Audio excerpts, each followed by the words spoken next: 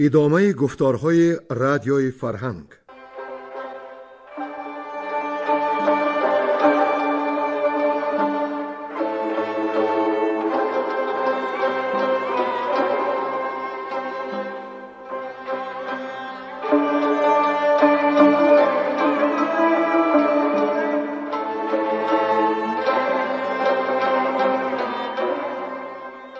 بسا رنج بردم در این سال سی، عجم زنده کردم بدین پارسی.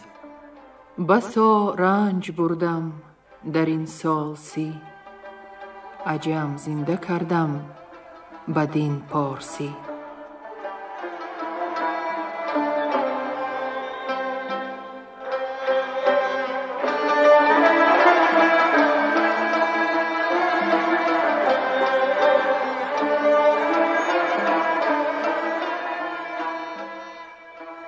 شنونده های ارجمند، با توجه شما محفل ادبی از روی شاهنامه بیزوال ابوالقاسم فردوسی. صدر محفل نظام قاسم.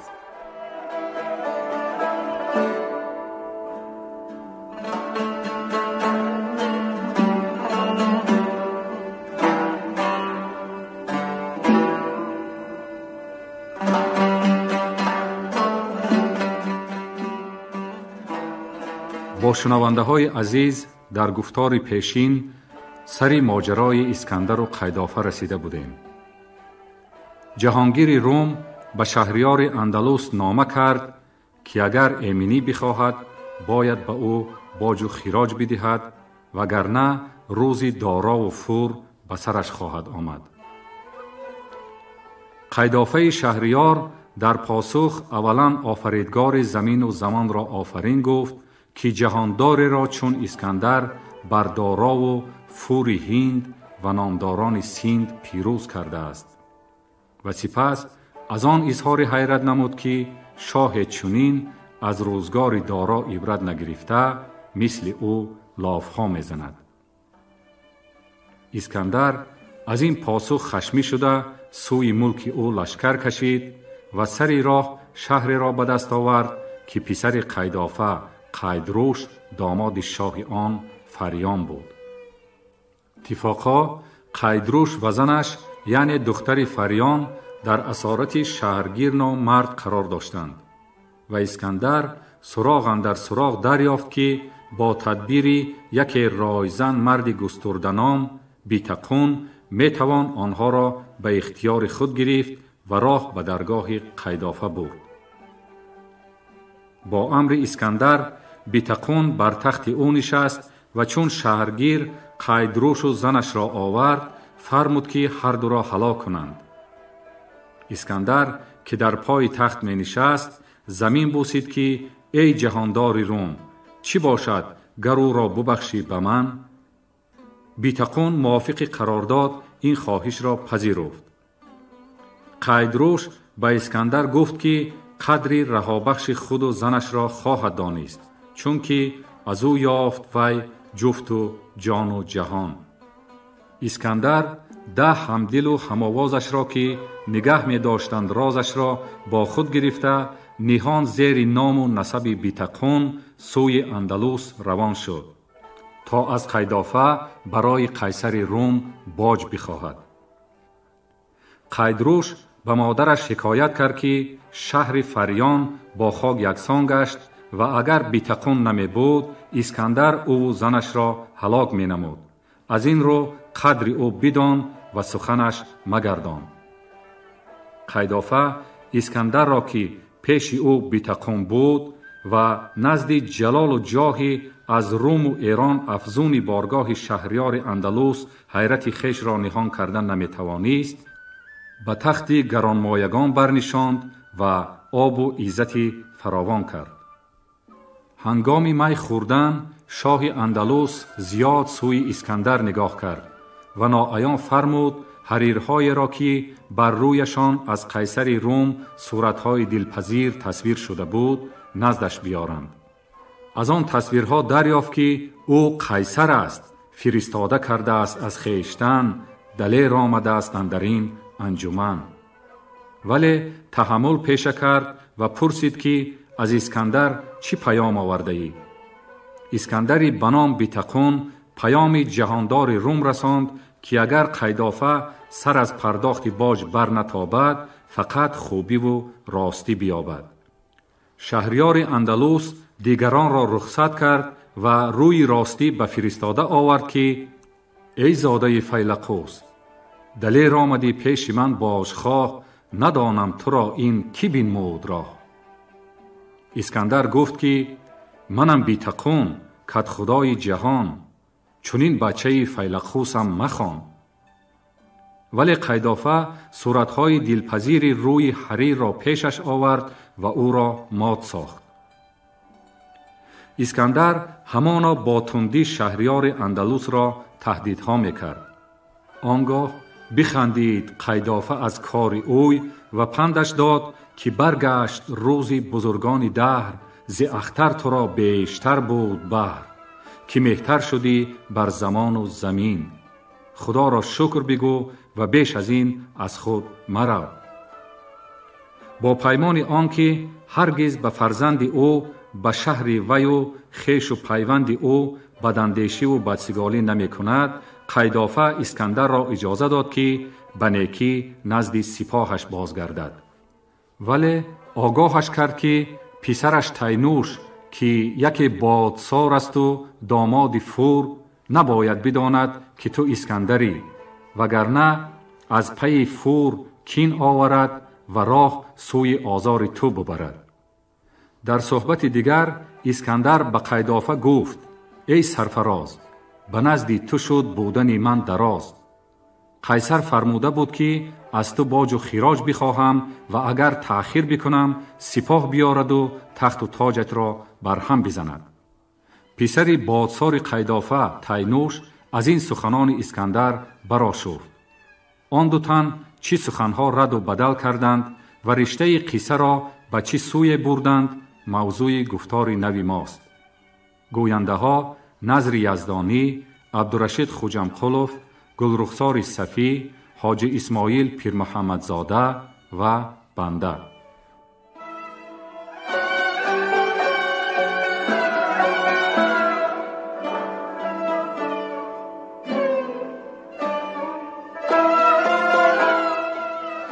آشفتن تینوش پسر قیدافه بر سکندر و چاره نمودن سکندر با او.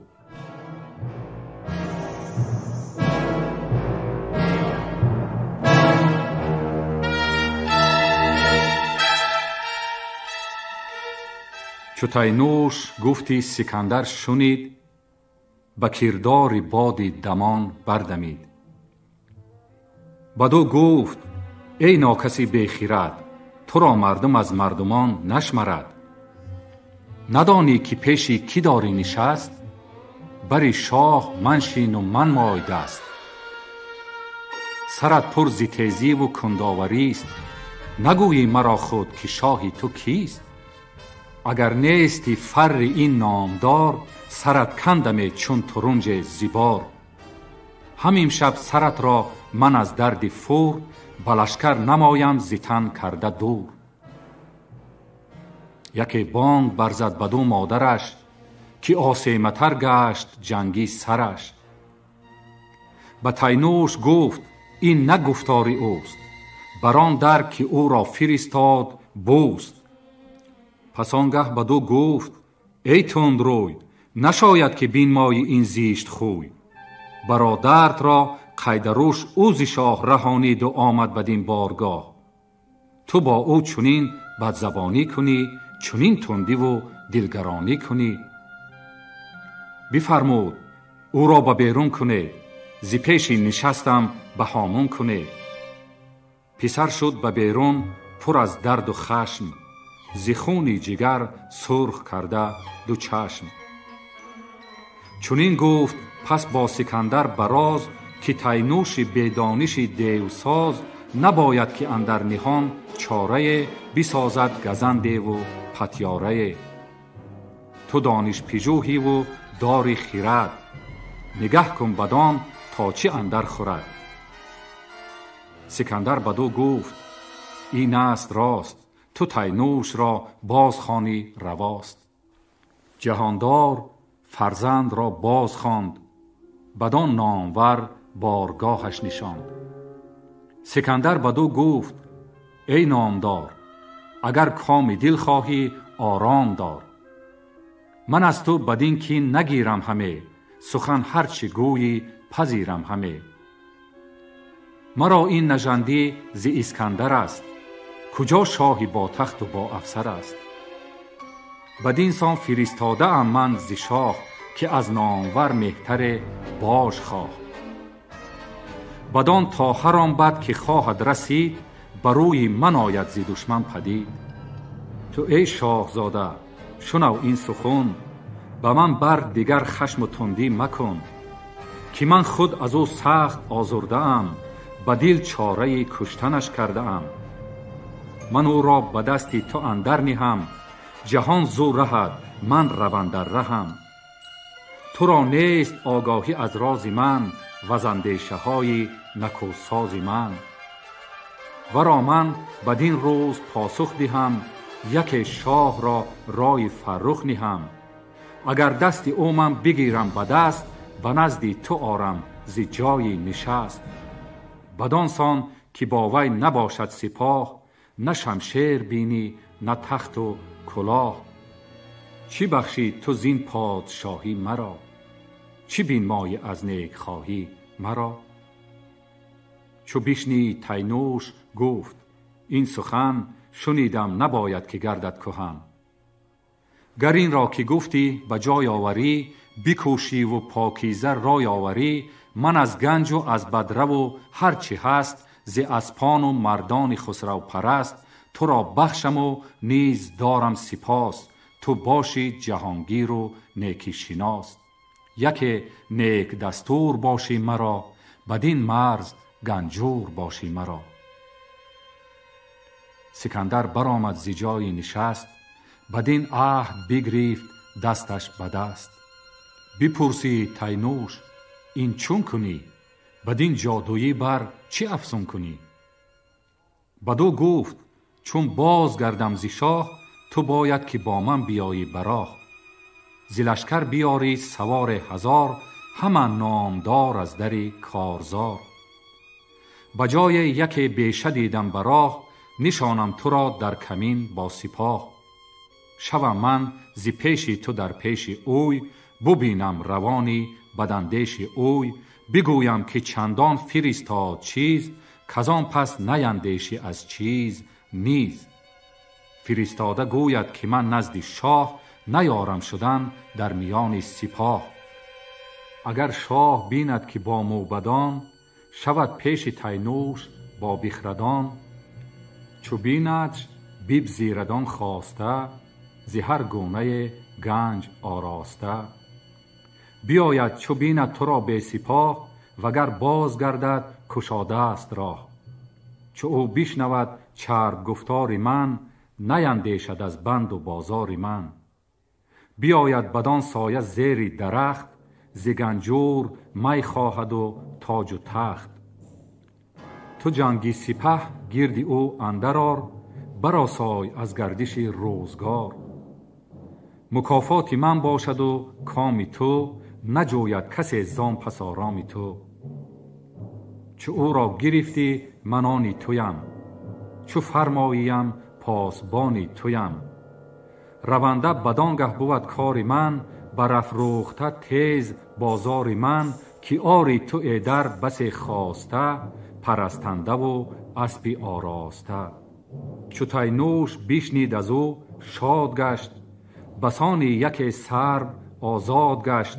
چنین داد پاسخ که دارم امید، که گردد برو تیره روزی سپید. بدامی من آویزد و ناگهان، به خونها که او ریخت اندر جهان. چو دارای داراب و گردان سیند، چو فوری دلیر آن سرافراز هند. چو قیدافه گفتی سکندر شنید، به چشم دلش چاره او بدید. بخندید از آن چاره در زیر لب، 2 بوصد نهان کرد زیر قصه. سکندر بیامد ز نزدیک اوی، پراندیشه بود رای باریکی او.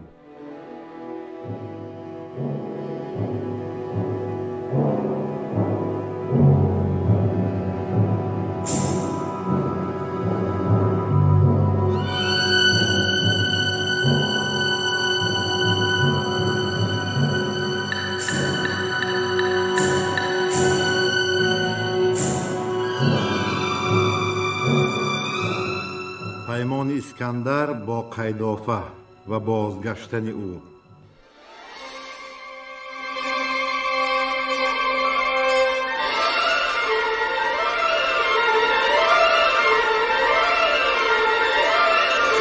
همه چاره جستان شبی دیر باز، چو خورشید بنمود چینی تراز.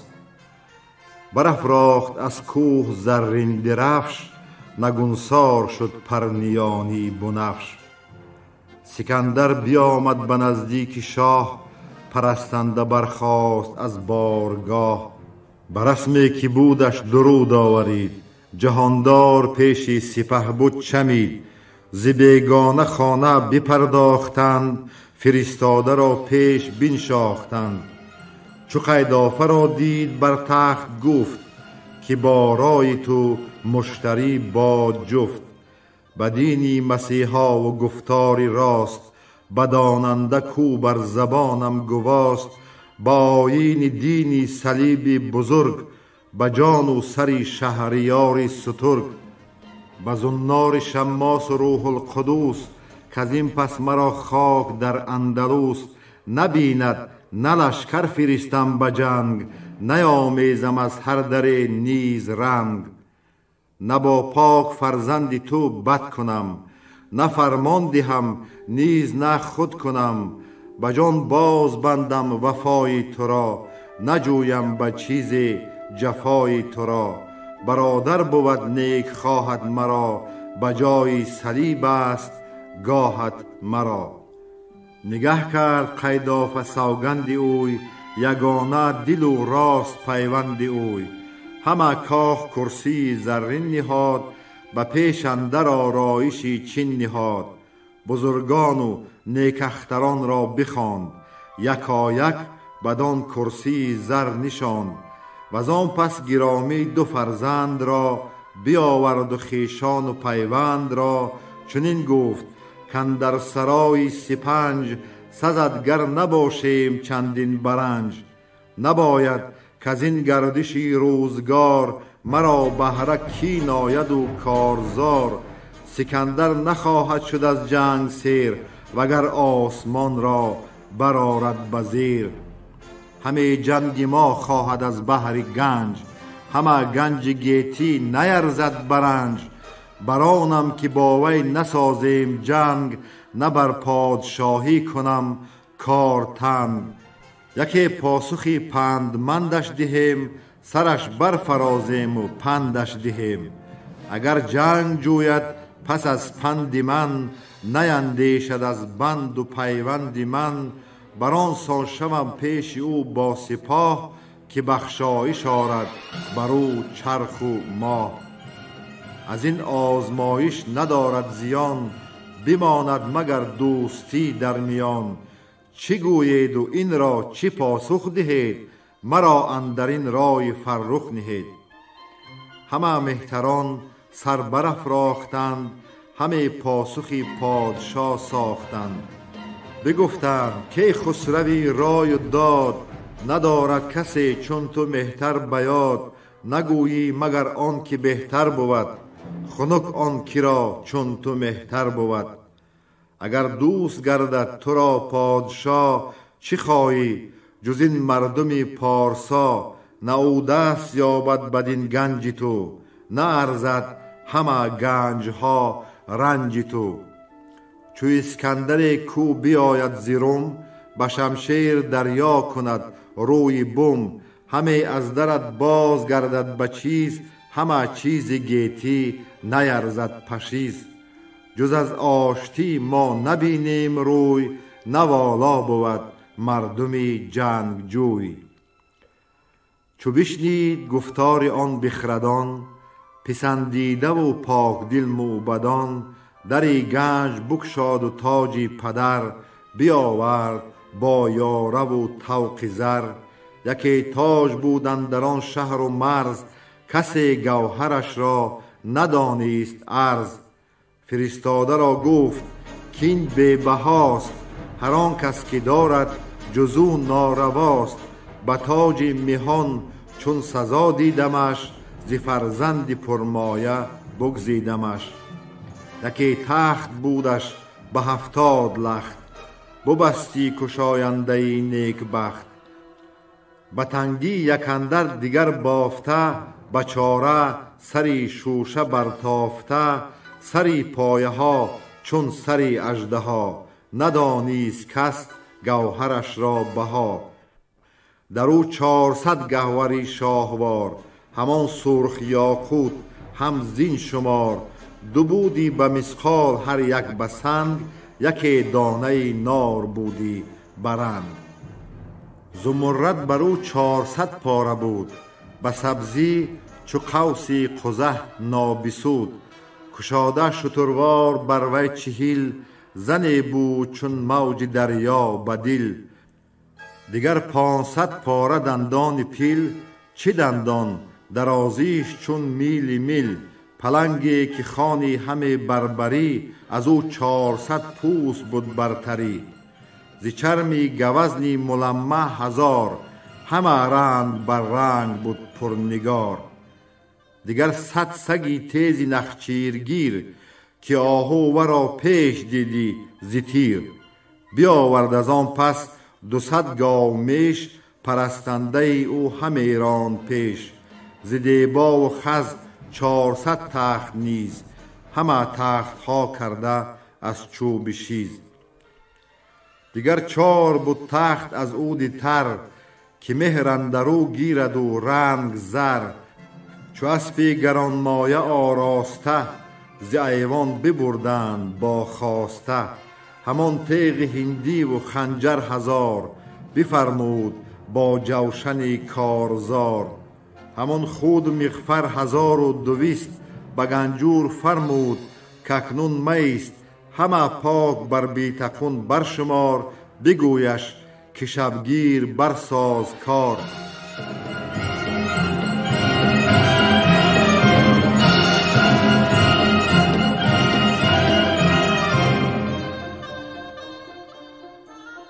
سپیده چو برزد ز بالا درفش، چو کافور شد روی چرخی بنفش. سکندر به اسپ اندر آورد پای، به دستوری بازگشتن به جای. چو تینوشی جنگی سپه برنشاند، ز میدان به درگاه قیدافه راند. به قیدافه گفت او که پدرود باش، به جان تاره و چرخ را پود باش. بر این گونه منزل به منزل براه، همی راند تا پیش او رزمگاه. که لشکرگهی نامور شاه بود، سکندر کی با بخت همراه بود. سکندر بدان بیشه بنهاد رخت، که آبی روان بود چندی درخت. به تینوش گفت ایدر آرام گیر، چو آسوده گردی به کف جام گیر. شبم آنچه گفتم به جای آورم، ز هر گونه پاکیزه رای آورم. سکندر بیامد به پرده سرای، سپاهش برفتند یکسر ز جای. به شادی خروشیدن آراستند، کلاهی کیانی بپیراستند. که نومید بود لشکر از نامجوی، کی دانست کش باز بینند روی. سپه با زبانهای با آفرین، یکایک نهادند سر بر زمین. ز لشکر گزین کرد پس شهریار، از آن نامدارانی رومی 1000. زرهدار با گرزه گاوروی، برفتند گردانی پرخاش جوی. همه گرد بر گرد آن بیشه مرد، کشیدند صف با سلاحی نبرد. سکندر خروشید که ای مردی تیز، همی جنگ رای آیدت یا گریز. بلرزید پینوش بر جای خیش، پشیمان شد از دانش و رای خیش. بدو گفت که شاهی برتر منیش، ستایش گزینی به از سرزنیش. نه این بود پیمان با مادرم، نگفتی که از راستی نگذرم. چنان هم که با خویش من قید روش، بزرگی کن و راستی را بکوش. سکندر بدو گفت که شهریار، چرا سوست گشتی بدین مایه کار؟ زی من ایمنی ترس بر دل مدار، نیازارد از من کسی زان تبار. نگردم زی پیمان قیدافه من، نه نیکو بود شاهی پیمان شکن. پیاده شد از اسب تینوش زود، زمین را ببوسید و زاری نمود. جهاندار بگریفت دستش به دست، بران گونه کو گفت پیمان ببست. بدو گفت من دیش و رامیش گزین، من از تو ندارم به دل هیچ کین. چو مادرت بر تخت زرین نشست، من اندر نهادم به دستی تو دست. بگفتم که من دستی شاهی زمین، به دستی تو اندر نهم همچنین. همین روز پیمان من شد تمام، نه خوب آید از شاه گفتار خام. سکندر منم وان زمان من بودم، به خوبی تو را داستان ها زدم. همان روز قیدافه آگاه بود، که اندر کفت پنجه شاه بود. پرستنده را گفت قیصر که تخت، بیارای زیری گلفشان درخت. بفرمود تا خان بیاراستند، نوازنده رود و می خواستند. بفرمود پس خلعتی خسروی، زیرومی و چینی و از پهلوی. ببخشید یارانش را سیم و زر، کی را در خور آمد کلاه و کمر.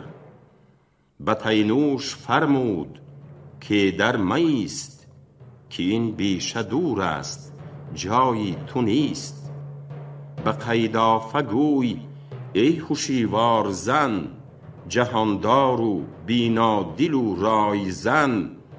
بدارم وفایی تو تا زنده ام، روان را به مهری تو آگنده ام.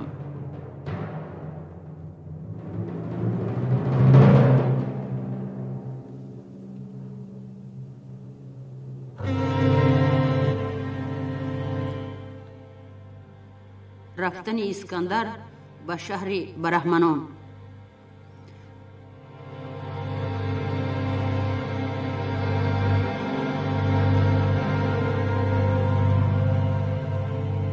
و آن جایگه لشکر اندر کشید، دمان تا به شهر برهمن رسید. بدان تا ز کردارهای کهون، بپرسد ز پرهیزگاران سخن. برهمن چو آگه شد از کار شاه، که آورد از آن روی لشکر براه.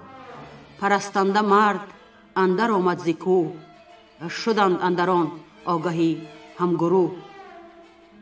نبشتند پس نامه آن بخردان، به نزد سکندر شه موبدان. سری نامه بود آفرین مهان، ز دارنده بر شهریار جهان. که پیروزگر باد همواره شاه، به افزایش دانش و دستگاه. دگر گفت که ای شهریار سترگ، تو را داد یزدان جهان بزرگ. چی داری بدین مرزی به عرض رای؟ نشستی پرستندگان خدای. گر این آمدن از پی خواسته است، خرد بیگمان نزد تو کاست است. بر ما شکیبایی و دانش است، ز دانش روانها پر از رامش است. شکیبایی از ما نشاید ستد، نه کس را ز دانش رسد نیز بد. نبینی بجز برهنه یک رمه، پراکنده از روزگار دمه. اگر بودن در دراز آیدد، به تخم گیاهان نیاز آیدد. فرستاده آمد بر شهریار، ز بیخ گیاه بر میانش ازار. سکندر فرستاده و نامه دید، به آزاری و راستی برگزید. سپه را سراسر همان جا بماند، خود و نامداران رومی براند. پرستنده آگاه شد از کار شاه، پذیره شدندش یکایک برا. ببردند به مایه چیزی که بود، که نه گنجشان بود نه کشت و درود. یکایک همه خواندند آفرین، بران پرمنش پادشاه زمین. سکندر چو روی برهمن بدید، وزان گونه آواز ایشان شنید. دوان و برهنه تن و پا و سر، تنان بیبر و جان ز دانش ببر. ز برگی گیا پوشش از تخم خورد، برآسوده از بزم و روز نبرد. خور و خفت و آرام در دشت و کوه، برهنه به هر جای گشته گروه. همه خوردنیشان بری میوه‌دار، ز تخم گیا رسته بر کوهسار. سراسر همه دشت نخچیر بود، گیا خوردن و پوشش آژیر بود. سکندر بپرسید از خواب و خور، از آسایش و گرد روز نبرد. ز خوشی گیتی چه دارید بهر، ز گردون جدا نیست تریاک و زهر. خردمند گفت که ای جهانگیر مرد، کس از ما نگوید ز ننگ و نبرد. ز پوشیدنی یا ز گستردنی، همه بی نیازیم و از خوردنی. برهنه چو زاید ز مادر کسی، نباید که نازد به پوشش بسی. از ایدر برهنه شود باز خاک، همه جای ترس است و تیمار و باک. زمین بستر و پوشش از آسمان، بره دیدگان تا کی آید زمان. جهانجوی چندین بکوشد به چیز، که آن چیز کوشش نیرزد پشیز. چو او بگذرد زین سرای سپنج، از او باز ماند همان تاج و گنج. چنان دان که نیکیست همراه اوی، به خاک اندر آید سر و گاه اوی. سکندر بپرسید کاندر جهان، فزون آشکارا بود یا نهان. همان زنده بیش است گر مرده نیست، کزان پس نیازش نباشد به چیز. چنین داد پاسخ که ای شهریار، تو گر مرده را بشمری 100,000، از آن 100,000 یکی زنده نیست. خنک آنکه در دوزخ افکنده نیست. بباید همان زنده را نیز مرد، یکی رفت و نوبت به دیگر سپرد. بپرسید خشکی فزونتر گراب، کتابت برو بر همه آفتاب. برهمن چنین داد پاسخ به شاه، که مر خاک را آب دارد نگاه. بپرسید که از خواب بیدار کیست، بر روی زمین بر گنهگار کیست. که جنبنده باشند و چند زیند، ندانند کاندر جهان بر چیند. برهمن چنین داد پاسخ بدوی، که ای پاک دل مهتری راز جوی. گنهگارتر چیره مردم بود، که از کین و آزش خرد گم بود. چه خواهی که این را بدانی درست، تنی خویشتن را نگه کن نخست. که روی زمین سر به سر پیش توست، تو گویی سپهری روان خویش توست. همه رای داری که افزون کنی، ز خاک سیاه مغز بیرون کنی. روان تو را دوز مگر زین سخن بازگردی بخو. دگر گفت بر جان ما شاه کیست، به کژی به هر جای همراه کیست. چنین داد پاسخ که آز است شاه، سری مایه کین و جان گناه. بپرسید خود گوهر آز چیست که از بحر بیشی بباید گریست؟ چون این داد پاسخ که آز و نیاز دو دیوند پتیاره دیرساز. یکی راز کمی شده خشک لب، یکی از فزونیست به خواب شب. همان هر دو را روزی بد بشکرد، خنک آنکه جانش پذیرد خیرد. سکندر چو گفتار ایشان شنید، بر رخساره شد چون گل شنبلید. دو رخ زرد و دو دیده پر آب کرد، همان چهر خندان پر از تاب کرد. بپرسید پس شاه فرمان روا، که حاجت چی باشد شما را به ما؟ ندارم دریغ از شما گنج خیش، نه هرگیز براندیشم از رنج خیش. یکی گفت که ای شهریار بلند، در پیری و مرگ بر ما ببند. چون این داد پاسخ به دو شهریار، که با مرگ خواهش نیاید بکار. چی پرهیزی از تیز چنگ اژدها، که گر زاهنی زو نیابی رها. جوانی که در بماند دراز، هم از روز پیری نیابد جواز. برهمن بدو گفت که ای پادشاه، جهاندار و دانا و فرمان روا. چو دانی که از مرگ خود چاره نیست، ز پیری بتر نیز پتیاره نیست. جهان را با کوشش چی جویی همی، گل زهر خیره چی بویی همی. ز تو باز ماند همین رنج تو، به دشمن رسد کوشش و گنج تو. ز بهر کسان رنج بر تن نهی، ز کم دانشی باشد و ابلهی. پیام است از مرگ موی سفید، به بودن چی داری تو چندین امید. چنین گفت بیدار دل شهریار، که گر بنده از بخشش کردگار. گذر یافتی من گذشتم همان، به تدبیر بر گردش آسمان.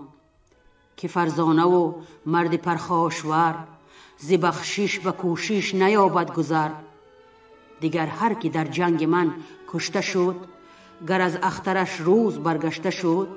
به درد و به خون ریختن شد سزا، که بیدادگر کس نیابد رها. ندیدند خود فره ایزدی، چو گشتند باز از ره بخردی. کس از خواست یزدان کرانه نیافت، ز کار زمانه بهانه نیافت. بس چیز بخشید بر هر کسی، به نزدیکی ایشان نبود او بسی. به آزار از آن جایگه برگرفت، بر آن هم نشان راه خاور گرفت. رفتن سکندر به دریای خاور و به زمین حبش.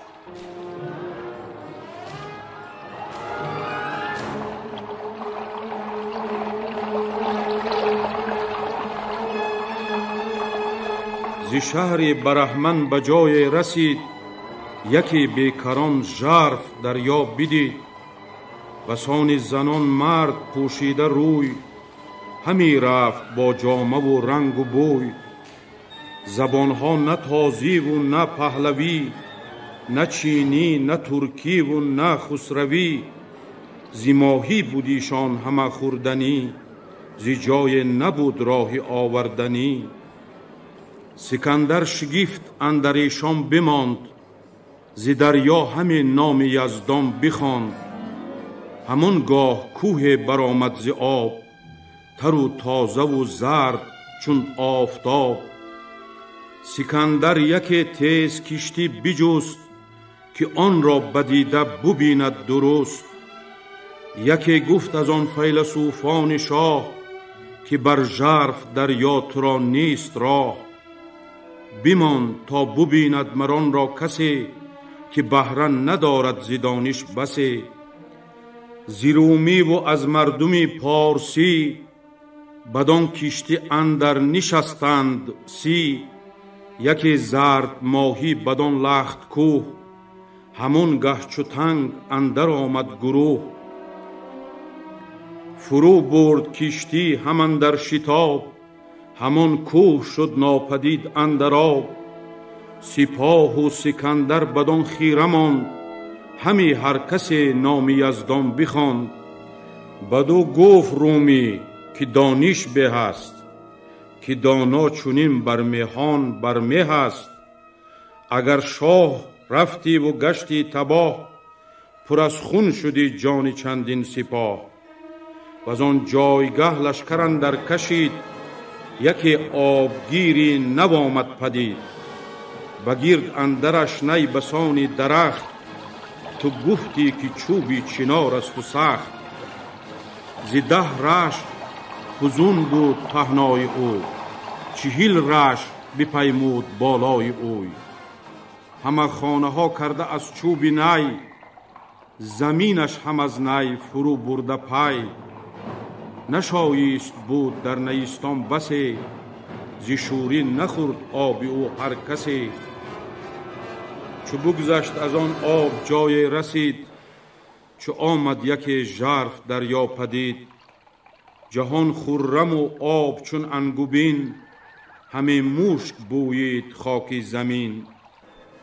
بخوردند و کردند آهنگ خواب، بس مار پیچان برآمد ز آب. و از آن بیشه کژدم چو آتش برنگ، جهان شد بر آن خفتگان تار و تنگ. به هر گوشه بر فراوان بمرد، بزرگان دانا و مردان گرد. فراز آمد از هر سوی 100 گراز، چو الماس دندانهای دراز. ز دستی دیگر شیر مهتر ز گاو، که با جنگ ایشان نبود توش و تاو. سپاهش ز دریا به یک سو شدند، بدان نیستان آتش اندر زدند. بکشتند چندان از ایشان که راه، به یک بارگی تنگ شد بر سپاه.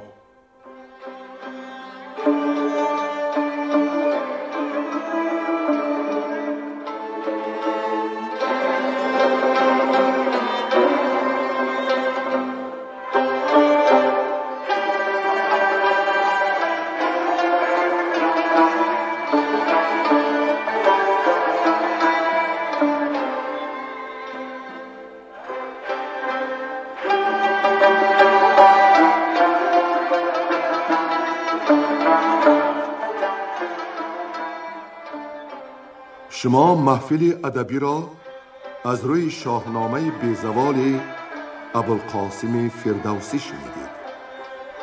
شاد و پیروز باشید.